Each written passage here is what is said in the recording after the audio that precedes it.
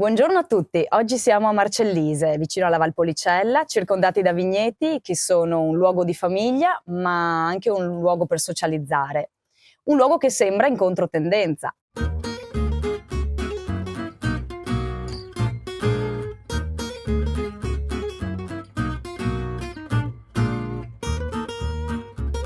E oggi siamo con Cristiano, titolare di Terre di Pietra. Ciao Cristiano. Ciao Lara, buongiorno a tutti.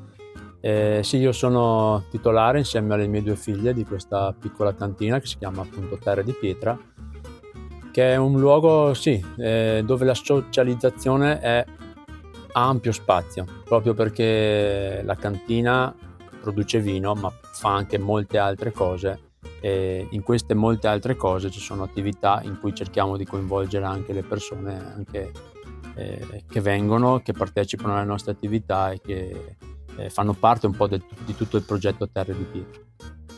L'etica e il rispetto della natura vengono messi davanti a tutto.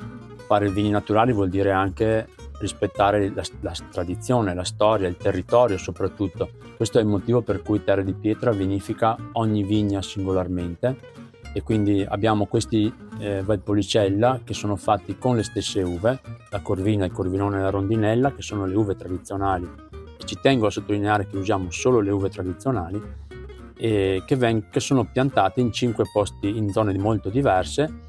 Ogni vigneto viene vinificato per conto proprio ed ogni vigneto nasce un vino. In questo modo non è la mia presenza o il mio lavoro a fare la differenza, ma è il suolo soprattutto, e poi tutta una serie di condizioni legate al microclima, l'esposizione, l'altitudine e le caratteristiche della vigna.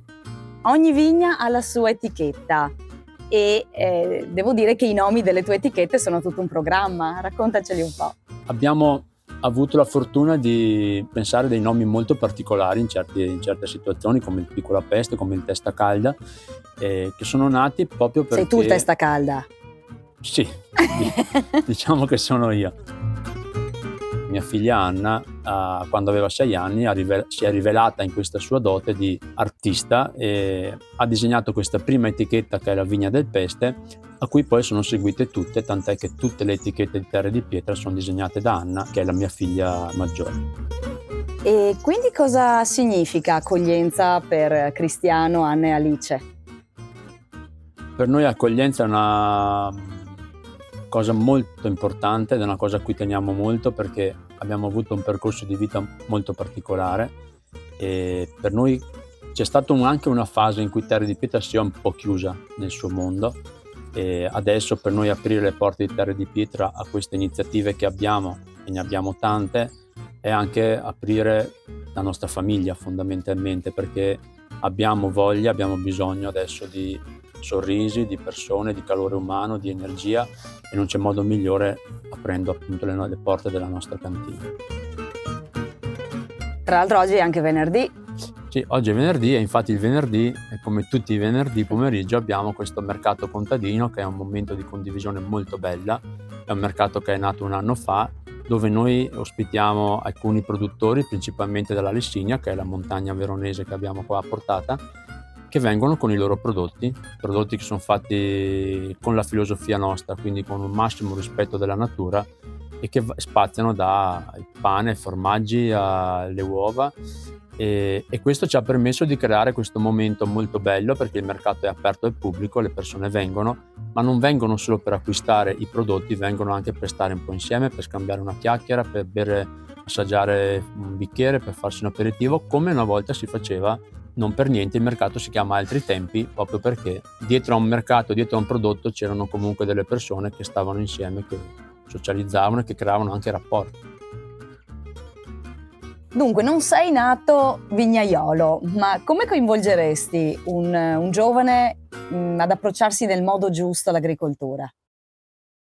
Io credo che l'esempio sia il modo migliore per diciamo, trasmettere i valori di questa scelta che io ho fatto e che mi sta ripagando ampiamente.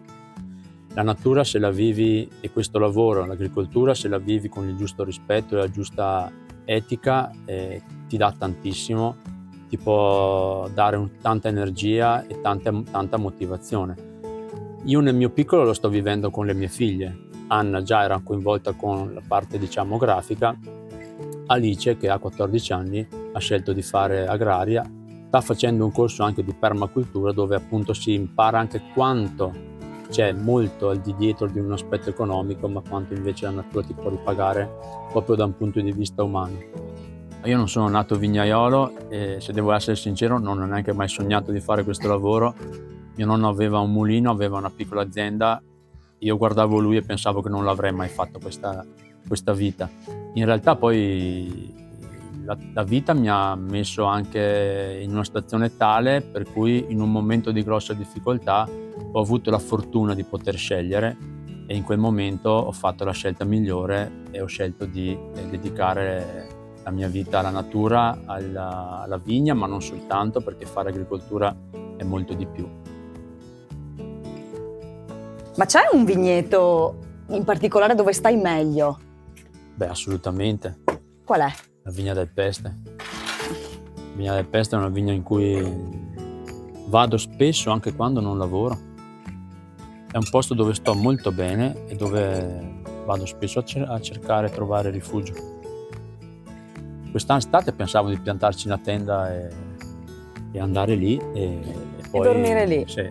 Sì. Magari fai qualche serata, mi faccio un barbecue. Vabbè. Salute. Cin cin, a terra di pietra. Grazie.